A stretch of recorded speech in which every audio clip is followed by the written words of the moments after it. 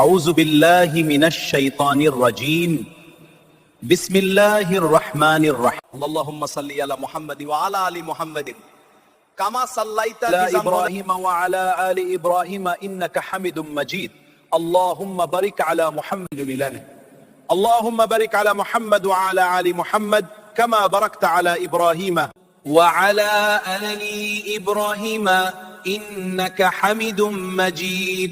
সকল প্রশংসা মহান আল্লাহ তাআলার, যিনি সমগ্র জাহানের পালনকর্তা, অসীম দয়া। বরাদন্তে মোর দরুদ ও সালাম বর্ষিত হোক আমাদের প্রিয় নবী হযরত মুহাম্মদ মুস্তাফা সাল্লাল্লাহু আলাইহি ওয়াসাল্লাম, তার পরিবারবর্গ, সাহাবায়ে কেরাম ও উম্মতের উপর। প্রিয় শ্রোতা ও পাঠকবৃন্দ, তাফসীর মানে কোরআনের ব্যাখ্যা, যার মাধ্যমে আল্লাহ তাআলার বাণীর গভীর অর্থ, উদ্দেশ্য ও হিকমত আমাদের হৃদয়ে উদ্ভাসিত হয়। কোরআন শুধু পড়ার জন্য নয়, বুঝে আমল করার জন্য নাজিল হয়েছে। তাই আমাদের কর্তব্য আল্লাহর বাণীকে জেনে ভালোবাসা দিয়ে জীবনে বাস্তবায়ন করা।